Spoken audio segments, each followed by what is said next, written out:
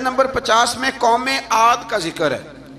اور ان کی طرف دعوت توحید دینے کے لیے اللہ تعالیٰ نے حضرت ہود علیہ السلام کو بھیجا۔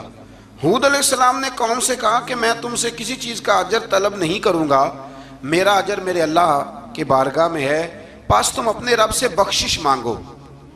پھر اس کی بارگاہ میں توبہ کرو، اللہ تعالیٰ تم پر موسلا دھار بارش برسائے گا